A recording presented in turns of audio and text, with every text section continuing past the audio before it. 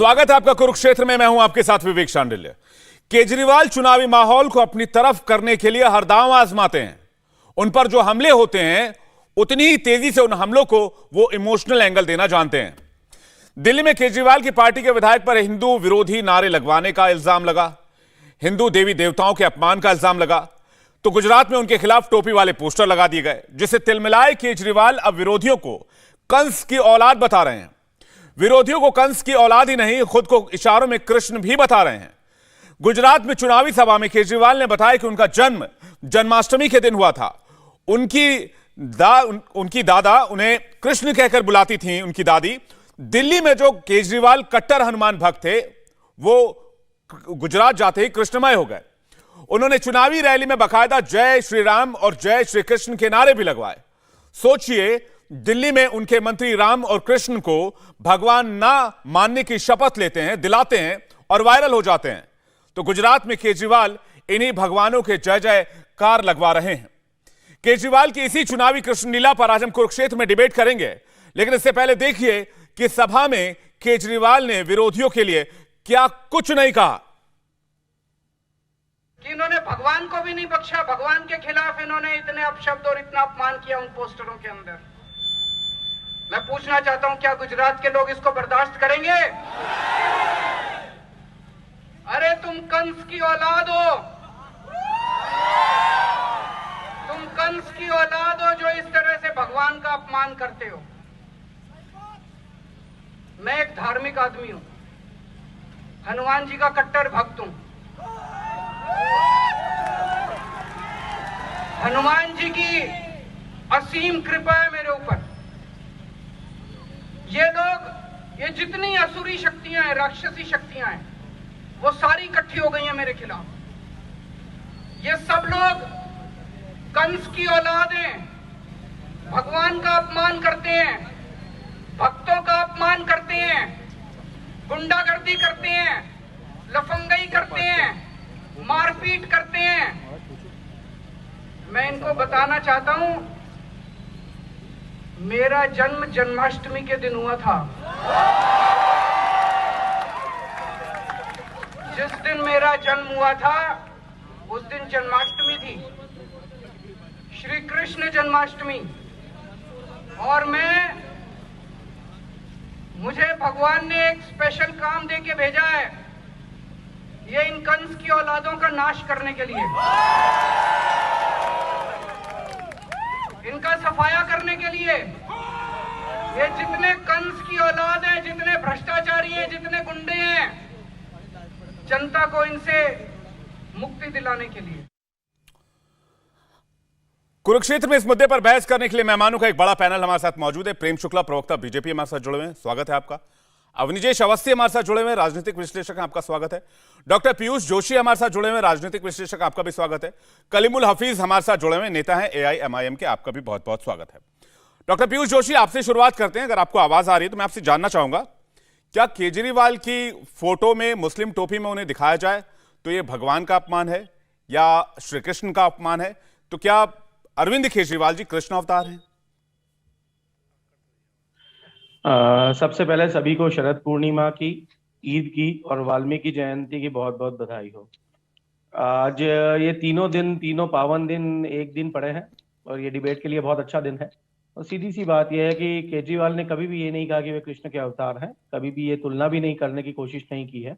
उन्होंने सिर्फ ये बोला है कि उनका जन्म कृष्ण जन्माष्टमी के दिन हुआ था। और जैसा कि हम लोग सब जानते हैं कि हिंदू कैलेंडर के हिसाब से तिथि आपके जन्म की कुछ हो सकती है और अगले वर्ष वो तिथि बदल जाती है। पर जो बात उन्होंने बोली है कि जो भी लोग भगवान का नाम का अपमान करते हैं, जो भी लोग भ्रष्टाचारी हैं, जो भी लोग गुंडई करते हैं, गुंडागर्दी करते हैं, वो सब कंस की औलाद है और उन कंस की औलादों का नाश करना चाहिए। मुझे नहीं लगता कि इसमें कोई आपत्तिजनक बात है। यदि कोई उसको पर्सनली लेता है तो उसको चोर की दाढ़ी में तिनका ही माना जाएगा। उन्होंने किसी का नाम लेके नहीं कहा, पूरी स्पीच में उन्होंने न कहीं भाजपाइयों का नाम लिया, न कांग्रेसियों का नाम लिया। उन्होंने बोला जो भ्रष्टाचारी हैं और जो गुंडे हैं उनका नाश होना चाहिए, वो कंस की औलाद है। तो इसमें मुझे लगता नहीं कि कोई बात आपत्तिजनक है। और जो भी बात उन्होंने कही है वो तो नाश होना ही चाहिए, भ्रष्टाचारियों का नाश होना चाहिए। तो मेरे ख्याल से पैनल पे सभी लोग एग्री करेंगे इस बात से। डॉक्टर साहब, अरविंद केजरीवाल को ऐसा क्यों बोलना पड़ा? एक तरफ उनके मंत्री जो अब पूर्व मंत्री हो गए, वो कह रहे हैं कि हम कृष्ण को, विष्णु को, महादेव को नहीं मानते हैं। अरविंद केजरीवाल जी गुजरात के चुनाव में जाकर चीख चीख कर ये कह रहे हैं कि मेरा जन्म श्री कृष्ण जन्माष्टमी के दिन हुआ है, मेरी दादी मुझे कृष्णा कहकर पुकारती थी। तो ये सिर्फ चुनावी बयानबाजी है या ये वाकई भक्ति है? देखिए शांडिल्य जी, बहुत सीधी सी बात है। ये बात पहले भी हो चुकी है। कई पत्रकारों ने, उन्होंने जब बोला था कि मैं हनुमान भक्त हूँ तो बोला था हनुमान चालीसा पढ़ के सुनाइए। तो अब ये सारे टेस्ट हो चुके हैं। अब हिंदू धर्म में मानना, मेरे ख्याल से देश की 80% आबादी हिंदू धर्म में आस्था रखती है, ईश्वर में आस्था रखती है। इसमें कोई ये बोलने की बात नहीं है और ना प्रूव करने की बात है। अब बहस जो है इससे ऊपर की होना चाहिए। पर प्रॉब्लम तब आती है जब एक नैरेटिव सेट करने की कोशिश की जाती है, क्योंकि आप दो तरीके से चुनाव लड़ा जा सकता है। या तो प्रशासनिक मुद्दों पे चुनाव लड़ा जा सकता है, या धार्मिक या भावनात्मक मुद्दों पे चुनाव लड़ा जा सकता है। जी। प्रशासनिक मुद्दों पे लगभग 3 दशक से भारतीय जनता पार्टी की सरकार है गुजरात में। कुछ काम किया होता तो पोस्टर लगाते कि भाई ये अस्पताल है, ये स्कूल है, ये यूनिवर्सिटी बनाई है। वो सारी चीजों के पोस्टर लगा के उस पर बहस की जानी चाहिए थी। सकारात्मक तो आप कह रहे माहौल में बीजेपी ने पोस्टर लगवाए? देखिए, मेरा क्या कहना है कि बीजेपी प्रायोजित लोगों ने तो लगवाई ही है, क्योंकि बीजेपी के पास में सबसे पहले इमीडिएटली अपनी चीजें जाती हैं। मैं प्रेम शुक्ला जी से इसका जवाब लेता हूं। जी, प्रेम शुक्ला जी, वो कह रहे हैं आपने मुस्लिम टोपी वाला पोस्टर लगा दिया, अब अरविंद केजरीवाल जी को चीख चीख कर कहना पड़ रहा है कि मेरा जन्म जन्माष्टमी के दिन हुआ। देखिए, केजरीवाल झूठ, लंपटता, दुष्चरित्रता के साक्षात जो है स्वरूप हैं, और जिस तरह की वो बातें करते हैं वो साफ दिखाई। आपको ध्यान होगा द्वापर युग में भी श्रीमद् भागवत में एक कथा आई है कि एक पौंड्रक वासुदेव हुआ और उसने भगवान श्री कृष्ण को कहा कि मैं असली श्री कृष्ण मैं हूं। पौंड्रक ने कहा असली श्री कृष्ण मैं हूं, और उन्होंने युद्ध के लिए ललकार दिया था भगवान श्री कृष्ण को। भगवान श्री कृष्ण आए और उसकी 2 अक्षौहिणी सेना और उस पौंड्रक नाम के दुष्ट को उसका सुदर्शन चक्र से वध कर दिया। आज उसी पौंड्रक के अवतार जो हैं श्रीमान अरविंद केजरीवाल, जो झूठ बोलने के अलावा, मैं राजनीति में नहीं आऊंगा, कसम अपने बच्चे की खाई राजनीति में आया, मैं कोई गाड़ी नहीं लूंगा, कार नहीं लूंगा, बंगला नहीं लूंगा। बंगला स्विमिंग पूल वाला, गाड़ियों का काफिला, सब कुछ और क्या क्या सब जानते हैं। और लोगों पर आरोप, नितिन गडकरी जी से के सामने कोर्ट में माफी मांगी, अरुण जेटली जी के सामने कोर्ट में माफी मांगी, मनीष तिवारी के सामने कोर्ट में माफी मांगी, कपिल सिब्बल के सामने कोर्ट में माफी मांगी। तो एक आदमी जो सर्टिफाइड झूठा हो, आप मुझे कृपा करके बताइए ना, अब भगवान श्री कृष्ण का, भगवान राम का अपमान किसने किया? अपमान तो केजरीवाल के ही जो गुर्गे हैं राजेंद्र पाल गौतम, उसने किया। राजेंद्र पाल गौतम को पार्टी से क्यों नहीं निकाल दिया? अरविंद केजरीवाल अगर भगवान श्री कृष्ण, भगवान श्री राम, भगवान श्री हनुमान के अपमान पर उद्वेलित होते हैं तो उन्होंने राजेंद्र पाल गौतम को अपनी पार्टी से तत्काल निकालने का काम क्यों नहीं किया? इसका सीधा सा मतलब है कि पौंड्रक वासुदेव की तरह पौंड्रक भी जरासंध के साथ रहता था, जो भगवान श्री कृष्ण के शत्रु थे। तो भगवान श्री कृष्ण के शत्रुओं को पालने वाला एक पाखंडी अगर किसी तरह का बयान देता है तो उसको जनता गंभीरता से नहीं लेती है। और अरविंद केजरीवाल जैसे निकृष्ट व्यक्ति के विरुद्ध पोस्टर लगाने की भारतीय जनता पार्टी को क्या आवश्यकता है? भगवान श्री कृष्ण तो जो है ग्वाल थे, वो गायों को चराते थे और दूध, दही, छाछ, माखन खाते थे। ये तो पूरी दिल्ली को नहीं, आम आदमी पार्टी कह रही है गुजरात में आपको डर लग रहा है, आप ईमानदार नहीं है इसलिए हिंदू मुसलमान करवा रहे हैं। प्रेम शुक्ला जी, प्रेम शुक्ला जी, आम आदमी पार्टी कह रही है गुजरात में आपको डर लग रहा है, आप ईमानदार नहीं है इसलिए हिंदू मुसलमान करवा रहे हैं गुजरात में। नहीं, मैं वही सवाल आपसे पूछ रहा हूं। मुझे बताइए ना, हिंदू मुसलमान हम कहां कर रहे हैं? पोस्टर किसने लगवाए? अरविंद केजरीवाल के पास जांच रिपोर्ट आई उसकी। और भगवान श्री कृष्ण का अपमान कौन कर रहा था? राजेंद्र पाल गौतम कर रहा था कि नहीं कर रहा था? अभी आप डॉक्टर पीयूष जोशी से पूछ लीजिए कि डॉक्टर राजेंद्र गौतम ने जिस तरह का बयान दिया, भगवान श्री कृष्ण, भगवान राम, भगवान हनुमान, गौरी गणेश, इन सब का अपमान उसने सारे हिंदू देवी देवताओं, ब्रह्मा विष्णु महेश का उसने अपमान किया कि नहीं किया? और उस अपमान करने वाले हिंदू द्रोही के विरुद्ध एक भी शब्द अभी तक अरविंद केजरीवाल या उसकी पार्टी के किसी व्यक्ति ने भी बोला है क्या? पैगंबर मोहम्मद साहब के बारे में अगर इस तरह का एक बयान दे दिया होता तो अभी कलीमुल की पार्टी ने सर तन से जुदा का नारा लगा दिया होता, अभी तक उसको सुरक्षा व्यवस्था में घेरे में रहना पड़ा होता। भगवान राम और कृष्ण का अपमान करने के बाद उल्टा चोर कोतवाल को डांटे, उल्टा केजरीवाल नाम का कुकर्मी, पाखंडी लगातार जो है लंपटता करने पर आमादा है, क्योंकि इस तरह के शब्दों का प्रयोग केजरीवाल ने किया है, वरना हमारा संस्कार इस तरह के शब्दों के प्रयोग का नहीं है। लेकिन निकृष्ट व्यक्ति से निकृष्ट व्यक्ति की भाषा में ही कई बार वार्ता करना हमारी मजबूरी होती है। इसलिए अरविंद केजरीवाल नाम के निकृष्ट, पाखंडी और दुष्टाधिराजों को जी। पालने वाले व्यक्ति के विरुद्ध इस तरह की भाषा का प्रयोग करना हमारी मजबूरी हुई है। नहीं, वो भी कह रहे हैं लोग कंस के वंशजों का सफाई करने के लिए आए। बाकी ये डॉक्टर पीयूष जोशी आपके आरोपों का जवाब देंगे, उसके बाद कलीमुल साहब और अवनीश जी आपके पास आ रहा हूं। डॉक्टर पीयूष जोशी। देखिए, मेरा बहुत साफ मानना है कि कोई भी चुनाव है वो कुछ मुद्दों पे लड़ा जाना चाहिए, जो दैनंदिन समस्याओं वाले मुद्दे हैं उनको सुलझाने की बात होना चाहिए। यदि ये हिंदू धर्म पे शास्त्रार्थ होता तो हम शायद किसी संस्कृत महाविद्यालय में बैठते या किसी वैदिक विद्यापीठ में बैठ के शास्त्रार्थ करते होते। पर क्या है कि भाई जो चुनाव है वो तो होगा स्कूलों के मुद्दे पे, अस्पताल के मुद्दे पे, बिजली के मुद्दे पे, पानी के मुद्दे पे। केजरीवाल के कई वादे इन्होंने गिनाए हैं आदरणीय शुक्ला जी ने, मैं कुछ वादे और गिना देता हूं। केजरीवाल ने बोला था कि एक अच्छी उच्च गुणवत्तापूर्ण शिक्षा व्यवस्था हम लोग क्रिएट करेंगे, उन्होंने करके दिखाया। उन्होंने जब जो इम्पॉसिबल बोले जाने वाले कांग्रेस और भारतीय जनता पार्टी के सभी लोगों ने बोला था कि 700 लीटर, सर मैंने बिल्कुल भी नहीं बोला आपके बीच में, कृपया करके मेरी बात सुन ले। मैंने सारी बात सुनी, आपने लंपट पाखंडी क्या क्या नहीं कहा, हम शांति विद्यालय, 5 अस्पताल, 40,000 नहीं आप बोल रहे झूठ बोल रहे हैं इसलिए मुझे टोकना पड़ रहा है। शुक्ला जी, पांच प्रेम शुक्ला जी, ठीक है, ठीक है, प्रेम शुक्ला जी उनको पूरा करने दीजिए ना। ठीक है, प्रेम शुक्ला जी उनको, सरकार द्वारा बनाए गए। प्रेम शुक्ला जी शुक्ला वो जी, इस बात के लिए तारीफ होनी चाहिए, वो सुन रहे थे आपको, तो मुझे वो बोल रहे हैं आप नहीं नहीं, अवसर दीजिएगा। प्रेम शुक्ला जी ठीक है, आप बाद में बोल दीजिएगा, फैक्ट गलत है ना। अवसर दीजिएगा, मैं नहीं बोलता। मैं बिल्कुल, हाँ ठीक है, बिल्कुल देंगे, अवसर ही अवसर है। आप लोगों के बीच, आप लोगों के बीच, 4 लोगों के बीच ही डिबेट है। पीयूष जोशी, ठीक है, पीयूष जोशी जी बोलिए, पूरी कीजिए। कि आपने लंपट पाखंडी पौंड्रक पता नहीं क्या क्या कह दिया, हम कुछ नहीं बोले, सुना शांति से। हाँ, जब ठीक है। हमारे हम रिस्पॉन्ड करने का मौका है तो रिस्पॉन्ड कर रहे हैं। तो जो बात है उन्होंने कहा, जो इम्पॉसिबल बोला गया था कि 700 लीटर पानी प्रतिदिन 20,000 लीटर केजरीवाल पानी की नहीं दे भाषा का पाएंगे उत्तर दे रहा था। उन्होंने फ्री, ठीक बात है साहब, आपको आपकी राय रखने का हक है, हम लोकतंत्र में रहते हैं, कोई समस्या नहीं। और उन्होंने वो फ्री पानी करके दिखाया, उन्होंने उसके बाद में फ्री ट्रांसपोर्टेशन महिलाओं के लिए करके दिखाया। तो ये जो वादे जो जनता से किए हैं, जो कि मेन इंपॉर्टेंट है लोकतंत्र में कि जनता से किए वादों की पूर्ति की जाए, पर जनता से किए कुछ वादे जुमले हो जाते हैं, जैसे 15 लाख, 400 रुपए का सिलेंडर 200 रुपए तक आएगा, 40 रुपए पेट्रोल डीजल मिलेगा। अब वो बोला जाता है कि भाई देश हित में खरीदना पड़ेगा। तो वादे किसने पूरे किए सब लोग देख रहे हैं, और जनता इसमें मेरे ख्याल से काफी समझदार जनता है। और वो आगे करके जिस तरीके से आम आदमी पार्टी पिछले 1 दशक में भी और आजाद भारत के इतिहास में सबसे तेजी से बढ़ने वाली पार्टी है, उसके फुटप्रिंट्स क्यों बढ़ रहे हैं वो सब लोग जानते हैं, क्योंकि जो कहते हैं वो डिलीवर करते हैं और गारंटी कार्ड देते हैं। गुजरात के गांव-गांव में यदि केजरीवाल की चुनाव का निर्णय कुछ भी हो, परिणाम कुछ भी हो, पर जो गारंटी कार्ड है उसकी चर्चा गांव-गांव में होने लगी है। वो क्यों होने लगी? यदि 30 दशक में आपने कुछ अच्छा काम किया होता तो वो चीजें आप बताते कि भाई हमने ये करा। लेकिन बीजेपी तो कह रही है कि आपने, जी बीजेपी कहती है दिल्ली में आपने इतना शानदार काम किया कि 2 अंदर हैं, 4 लाइन में, 4 के ऊपर जांच चल रही है। सर मेरा इतना सा कहना है, उस पे भी आपने इतना शानदार मॉडल पेश किया है। मैं मैं इस पर जवाब लूंगा आपका, लेकिन कलीमुल हफीज बहुत देर से वेट कर रहे हैं, उसके बाद अवनीश जी मैं आपके पास आ रहा हूं। कलीमुल हफीज जी, ये हिंदू कर रहे हैं, आपके नेता मुसलमान कर रहे हैं। विवेक जी ये गलत होगा, मुझे उत्तर देने का अवसर दें। अच्छा ठीक है, आप ठीक है, प्रेम शुक्ला जी 10 सेकंड में आप बोल लीजिए, फिर मैं जा रहा हूँ। प्रेम शुक्ला जी आप 10 सेकंड में आप, हाँ जल्दी शॉर्ट में निपटाइएगा, बहुत देर से वेट कर रहे हैं। डॉक्टर नहीं 10 सेकंड क्यों, फिर मैं नहीं बोलता हूँ। मुझे डॉक्टर जोशी जितना ही अवसर दिया जाना चाहिए। सर आप रिस्पॉन्ड कर लीजिए, लेकिन जल्दी में कीजिएगा, डिबेट हाईजैक मत कीजिए। जी दिल्ली में केजरीवाल की सरकार ने, हाँ मैं डिबेट हाईजैक कर रहा हूँ तो छोड़ दीजिए, मुझ पर आरोप लगे मैं उत्तर नहीं दूं तो नहीं, आप कह रहे हैं संक्षेप में निपटाइएगा ना, मैं बाकी मेहमान वेट कर रहे हैं ना, मैं आपसे ये कह रहा हूं। तो 10 सेकंड में कैसे कोई बात कर सकता? कोई 2 मिनट बोले और सामने वाला 10 सेकंड बोले, कैसे? प्रेम शुक्ला जी इतनी देर में आपकी बात पूरी हो जाती है, आप बोलिए, इतनी देर में आपकी बात पूरी हो जाती है, बोलिए आप। हाँ देखिए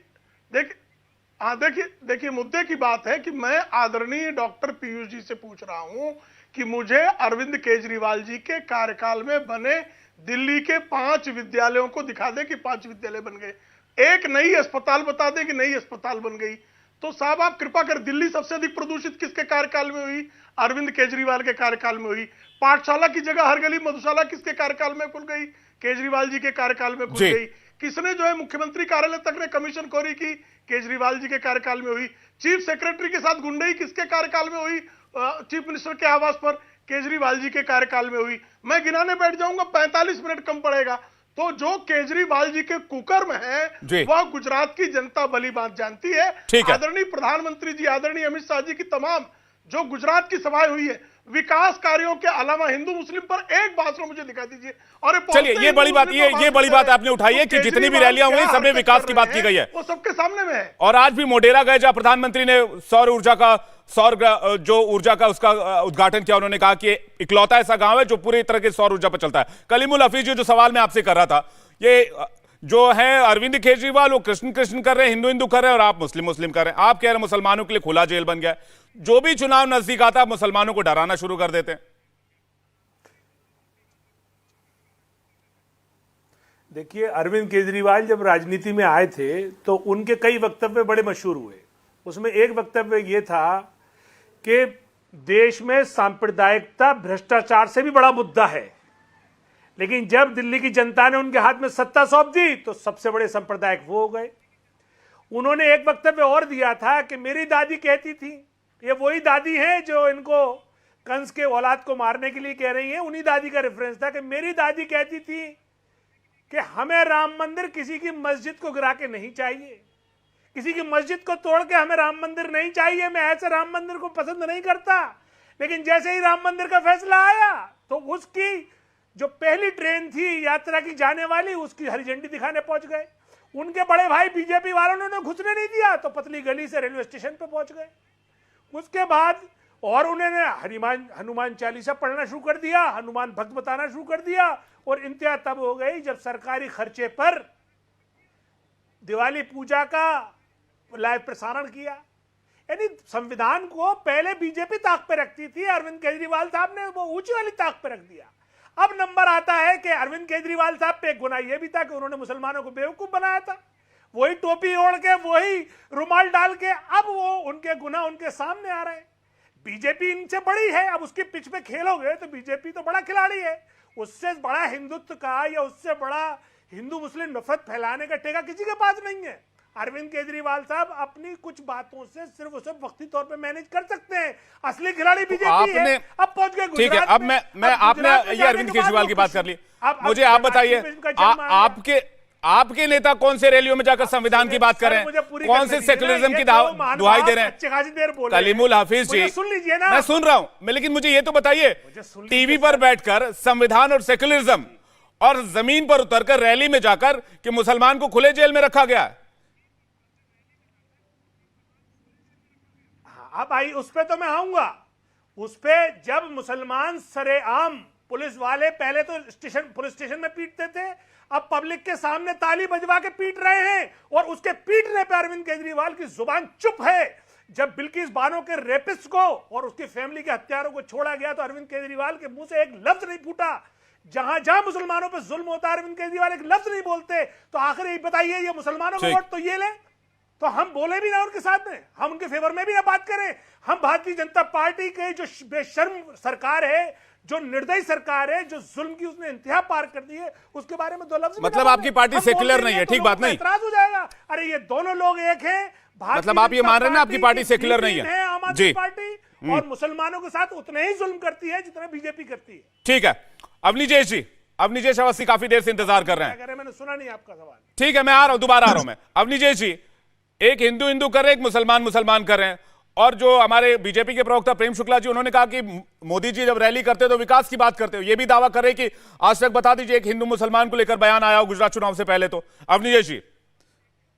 विवेक जी, आज अरविंद केजरीवाल जो कह रहे हैं कि उनका जन्म कृष्ण जन्माष्टमी के दिन हुआ था, मुझे पूरी उम्मीद है जिस दिन ये अयोध्या जाएंगे उस दिन इनका जन्मदिन रामनवमी वाले दिन हो जाएगा, और जिस दिन ये वाराणसी जाएंगे उस दिन इनका जन्म शिवरात्रि वाले दिन हो जाएगा।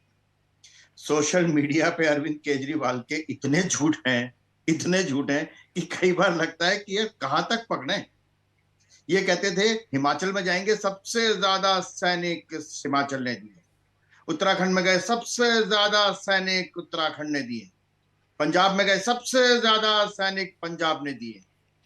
आप ये बताइए कि यहाँ पीयूष जोशी कह रहे हैं हम तो मुद्दों पे चुनाव लड़ते हैं, आपने अरविंद केजरीवाल की पूरी स्पीच अभी जो सुनाई है उसमें विकास का कहीं नाम है?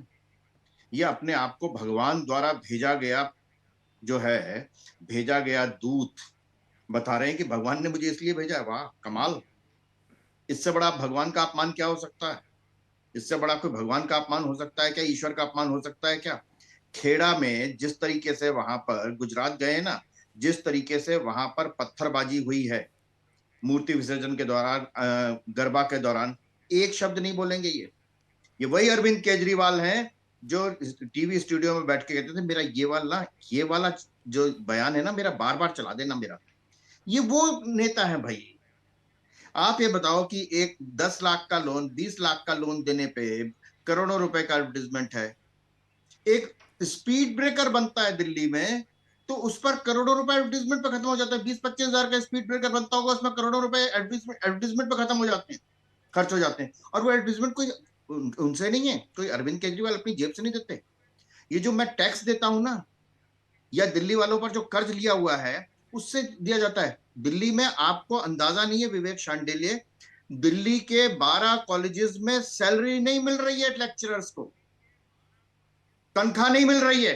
और जब अरविंद केजरीवाल से पूछा तो उनका अच्छा मैं देखता हूं 2 साल से लगातार ये चल रहा है, 2 महीने की मिलेगी, कभी 3 महीने की मिलेगी, 50,000 कट करके मिलेगी। ये है दिल्ली का शिक्षा मॉडल। दिल्ली यूनिवर्सिटी के कॉलेज हैं, दिल्ली सरकार उनको फंड करती है 12 कॉलेजेस को, सैलरी वहां पे तनख्वाह नहीं मिल रही, ना लेक्चरर्स को, नॉन टीचिंग स्टाफ को, किसी को सैलरी नहीं मिल रही। यह है दिल्ली का शिक्षा मॉडल। चिकित्सा मॉडल के बारे में मैं बता देता हूं। ये कहते थे बिल्कुल दिल्ली वासियों आप बिल्कुल चिंता मत करना, मेरे पास बहुत ऑक्सीजन है, बहुत ऑक्सीजन है। और फिर जब हाल हुआ तो अमित शाह जी ने जब आकर के वहां पर कोरोना सेंटर बनाया, उसमें व्यास के उसमें सत्संग धाम में, तब जाकर के दिल्ली में कोरोना की स्थिति सुधरी है। सच्चाई ये है। मैं एक बात बड़ी साफ सी कहता हूं, सचमुच अजीबोगरीब हैं, बहुत अजीबोगरीब काम किया अरविंद केजरीवाल ने। पूरे देश में शायद आज तक जिस चीज पर विज्ञापन पर प्रतिबंध है, 10 सेकंड और लूंगा विवेक, 10 सेकंड, जिस चीज पर पूरे देश भर में विज्ञापन पर प्रतिबंध है वहां पर उसका प्रमोट किया जा रहा है। शराब की बोतल 1 पर 1 फ्री मिलेगी। किसका चेला? अन्ना हजारे का चेला कर रही। सारे ड्राई डे खत्म कर दिए गए, सिर्फ 3, 15 अगस्त, 26 जनवरी, 2 अक्टूबर, कोई वो नहीं, कोई ईद नहीं, कोई मुहर्रम नहीं, कोई दिवाली नहीं, कोई होली नहीं, सब खुलेआम, सुबह से लेकर रात तक, आधी रात तक, अगले दिन सुबह तक, जितनी पी सकते हो पियो। ये है मॉडल दिल्ली का।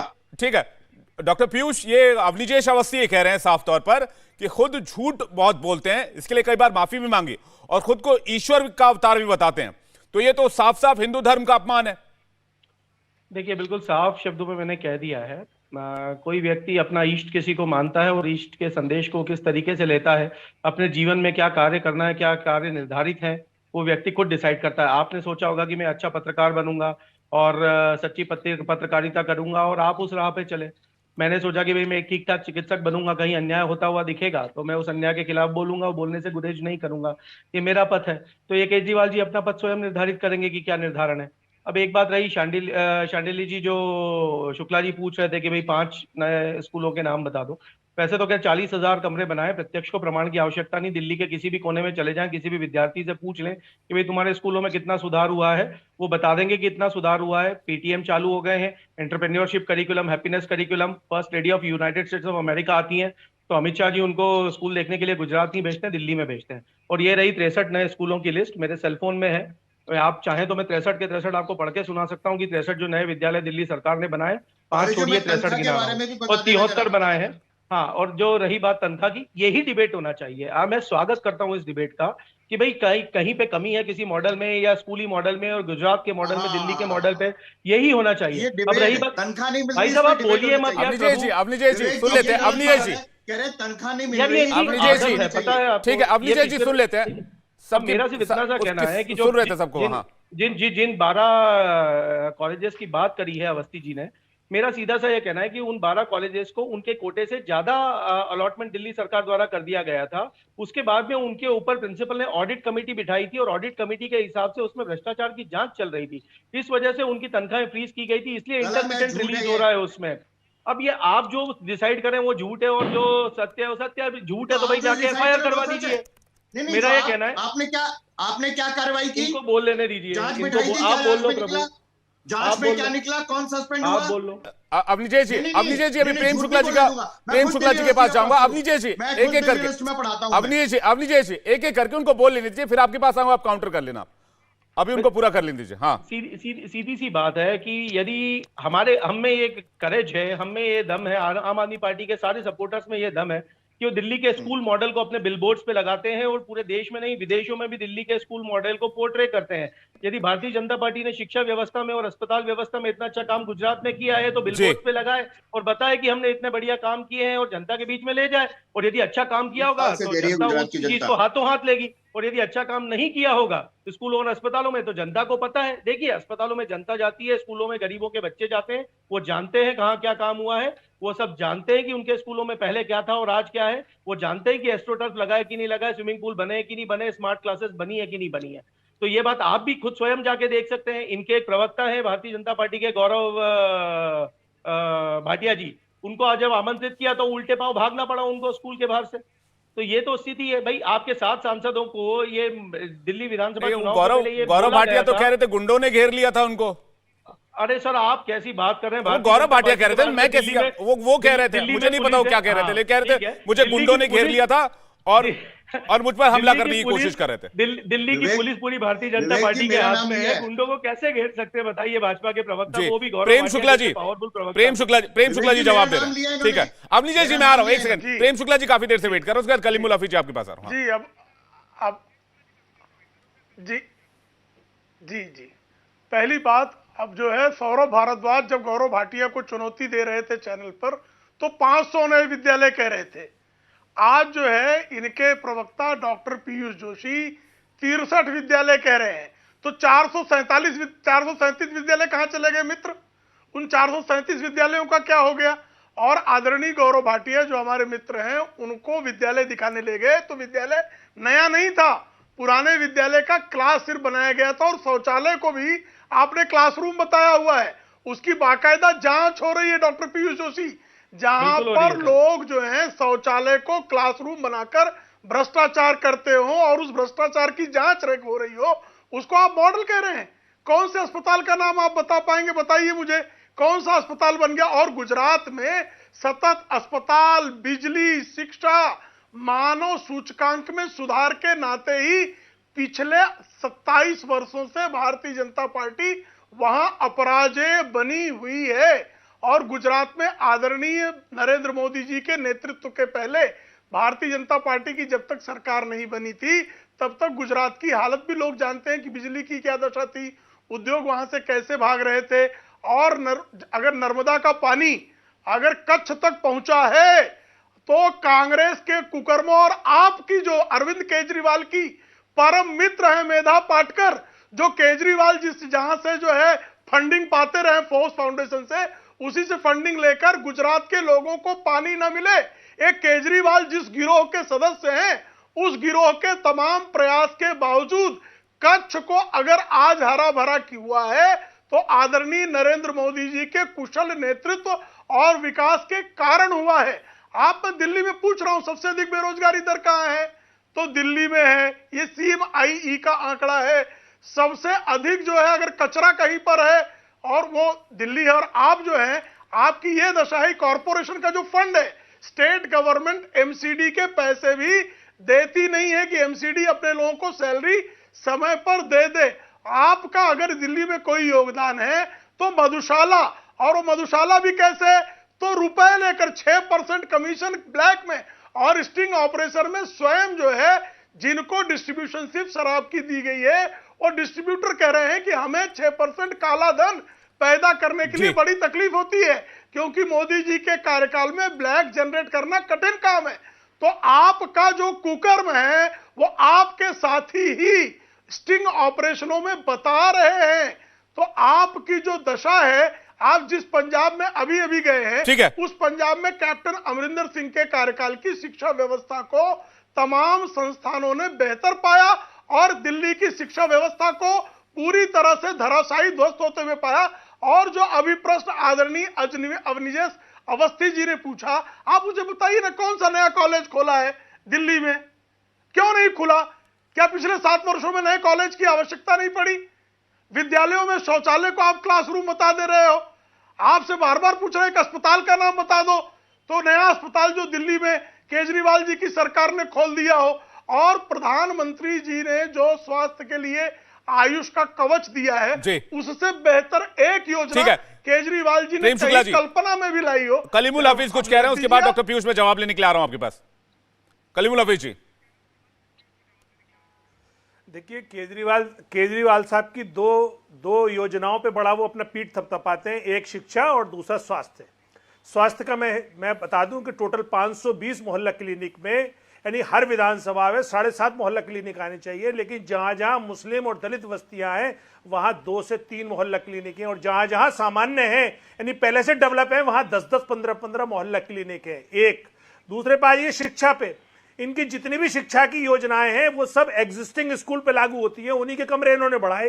वो सारे एग्जिस्टिंग स्कूल उन जगहों पर हैं जहां आपके एरिया जो पहले तो अथराइज है। मुस्लिम और दलित रहते हैं सब अनथराइज एरियाज में। अनथराइज एरियाज में पहले से स्कूल नहीं है तो वहां के कमरे इन्होंने बढ़ाए नहीं, तो वहां की आबादी पे जहां पे 40 स्कूल होने चाहिए वहां सिर्फ 1 या 2 स्कूल। ठीक है कलीमुल हफीज जी, आपको रोक रहा हूं। इस वक्त प्रधानमंत्री के गुजरात दौरे की तस्वीर, ठीक है कलीमुल हफीज जी, बना दो। कलीमुल हफीज जी, आपको रोक रहा हूं। प्रधानमंत्री नरेंद्र मोदी के गुजरात दौरे की तस्वीर आ रही, ताजा तस्वीर, वो इस वक्त हम दर्शकों को दिखा रहे हैं, जहां पर प्रधानमंत्री मंदिर का दौरा करते हुए नजर आ रहे हैं। सबसे पहले शॉल उड़ाकर उनका स्वागत किया गया। देखिए तस्वीरें, जहां पर मंदिर प्रबंधन की ओर से शॉल उड़ाकर उनका स्वागत हुआ। प्रधानमंत्री यहां पर मंदिर के अंदर पहुंचे हैं, यहां पर भ्रमण कर रहे हैं, और मंदिर में जो जिस तरह का निर्माण किया गया है उसको बहुत बारीकी से देखते हुए, और मंदिर प्रबंधन के जो अधिकारी हैं वो उनके साथ साथ चल रहे हैं। तो ये तस्वीरें हम आपको दिखा रहे हैं प्रधानमंत्री के गुजरात दौरे की। थोड़ी देर पहले मोढेरा को उन्होंने सौर ऊर्जा की सौगात दी है, और आपको बता दें कि प्रधानमंत्री का ये 3 दिन का गुजरात का दौरा है, और आज पहला दिन है जहां प्रधानमंत्री थोड़ी देर पहले आज एक जनसभा को भी संबोधित करते हुए नजर आए। और अब प्रधानमंत्री एक मंदिर में पहुंचे हैं जहां पर वो लोगों से मिल रहे हैं, मंदिर का भ्रमण कर रहे हैं। बता दें आपको कि प्रधानमंत्री के इस दौरे में 14,500 करोड़ से अधिक के परियोजनाओं का उद्घाटन और शिलान्यास है। और इसके अलावा आपको बता दें कि सूर्य मंदिर में भी प्रधानमंत्री पहुंचे हैं, और शाम करीब ये जो वक्त है अभी लगभग 6:30 बजे का बताया जाता है, मोधेश्वरी माता मंदिर में दर्शन और पूजा का कार्यक्रम है, और 7:30 बजे सूर्य मंदिर में दर्शन और पूजा का कार्यक्रम है। तो ये तस्वीरें हम आपको प्रधानमंत्री नरेंद्र मोदी की दिखा रहे हैं। 14,500 करोड़ रुपए से अधिक की परियोजनाओं का लोकार्पण और शिलान्यास है प्रधानमंत्री के इस दौरे में। 3 दिन का यह दौरा है, 9 से 11 अक्टूबर तक प्रदेश के दौरे पर हैं, और इसके बाद प्रधानमंत्री मध्य प्रदेश के दौरे पर जाएंगे। लेकिन इस बीच प्रधानमंत्री नरेंद्र मोदी मोधेश्वरी माता मंदिर में पहुंचे हैं दर्शन और पूजन के लिए, और उसकी खास तस्वीरें हम आपको इस वक्त दिखा रहे हैं।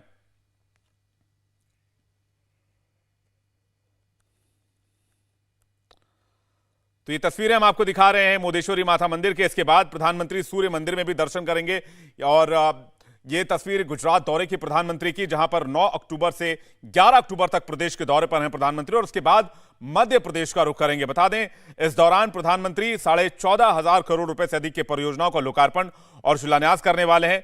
और आपको यह भी बता दें कि मोढेरा में आज प्रधानमंत्री ने सौर ऊर्जा का उद्घाटन किया। उन्होंने कहा कि जो मोढेरा की पहचान थी पहले पौराणिकता वाली, वो अब आधुनिकता में तब्दील हो गई है, और मोढेरा में पर्यटन का जो है इससे बहुत ज्यादा स्कोप बढ़ गया है। बता दें आपको यह भी कि 3 दिन का यह दौरा है, और आपको इस वक्त जो तस्वीरें दिखा रहे हैं वो मोधेश्वरी माता मंदिर की तस्वीरें हैं, जहां पर प्रधानमंत्री नरेंद्र मोदी पहुंचे हैं, और बताया जाता है कि पौराणिक महत्व इस मंदिर का काफी ज्यादा है।